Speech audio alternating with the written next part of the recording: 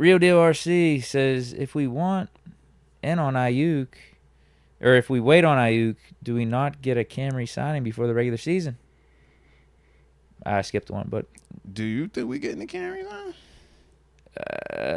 Talking that did Heyward, resurface right? a little bit. Him potentially being re-signed, and also Pat Freiermuth. That there are talks happening. I forget who reported it, but they said don't be surprised Would you be surprised? if either of them get re-signed before the start of the season or get a contract extension. Yeah, you're talking about the next 2 weeks, right? Not postseason. We saying within the next 2 weeks. Would I be surprised?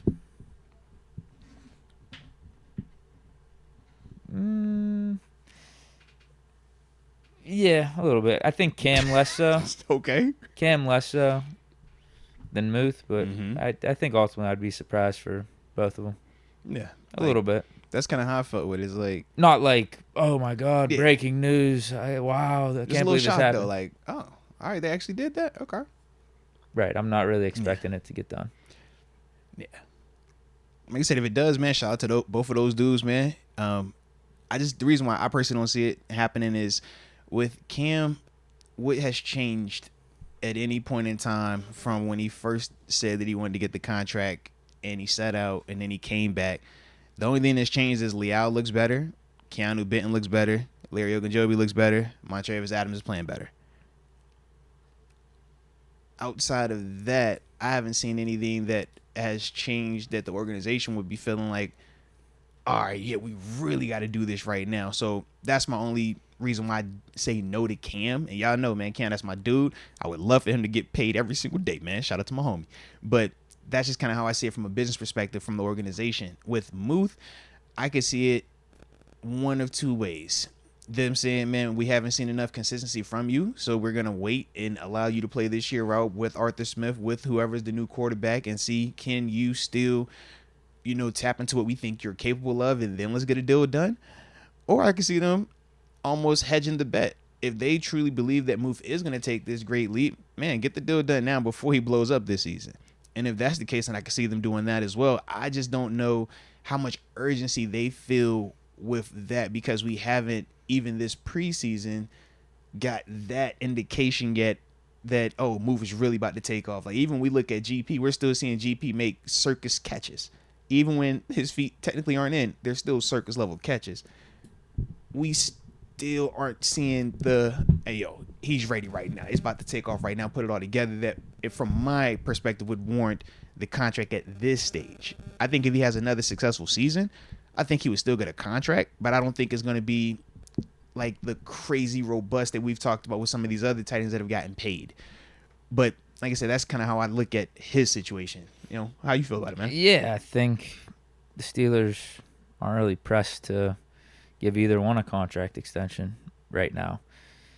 Whereas in the past, whenever it was TJ doing his hold in and Minka doing his hold in, was there any other player recently? Highsmith, but he didn't hold in. Highsmith. Well, Highsmith, I think he would be a good example though. Yeah. It's like we need we need these guys out here. Like there's like no world where we see our team going into that respective season without them. Like we need these guys.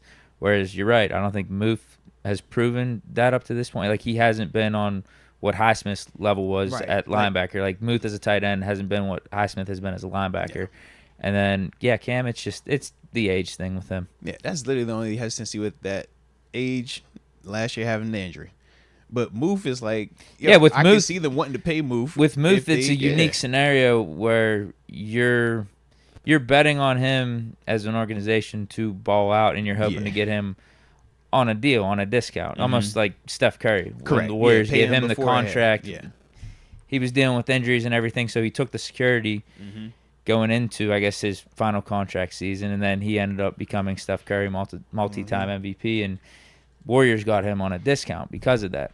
So the Steelers, you can offer Muth a contract. I'm sure it's not something that Muth wants to sign, though. Yeah. Like, for them, they're probably thinking, Muth, based off your production these 3 years and everything, maybe $5-6 million a year. Right. And I was going to say, depending on how Muth feels, because I agree, if Muth is looking at a Dalton Kincaid, he's looking at, or not Dalton, at Dawson Knox, he's looking at Dallas Goedert, right? Right. Was looking at these other tight ends and kind of viewing himself as, man, I think I'm in those conversations, or at least I think I could be better than those guys. And I think so too.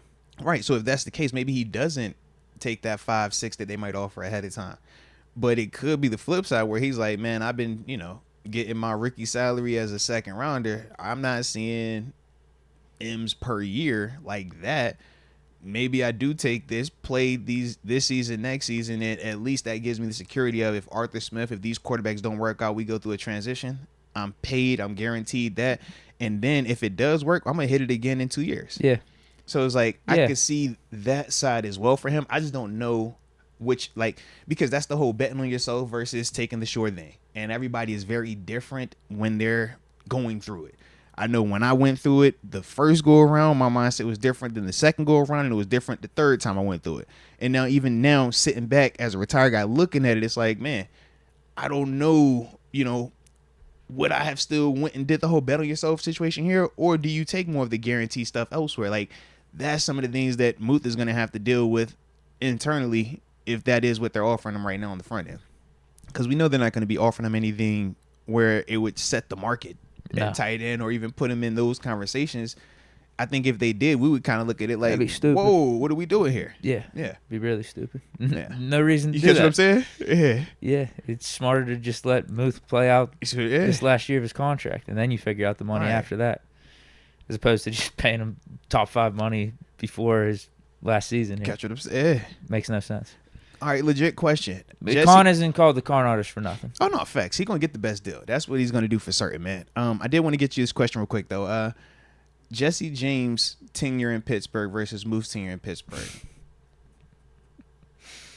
Jesse got paid to go to Detroit, though. But just Jesse's tenure off the top of my head versus Muth's tenure. I'd take Muth. Okay.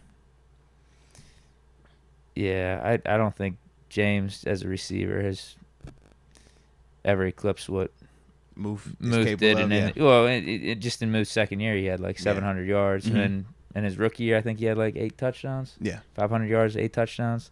I got solid. Like Muth was legitimately after his second year.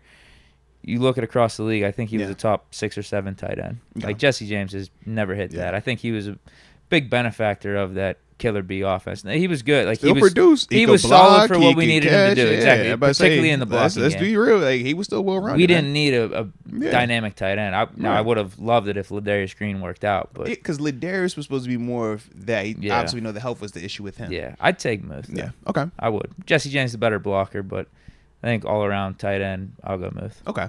Like I said, I just figured, man, because Jesse was the last tight end that we've had that has had success enough to get paid, whether it was here or Detroit. Detroit gave him what? 3 for 30 or something like that, right? They gave him a nice contract. So I'm just trying. Did they?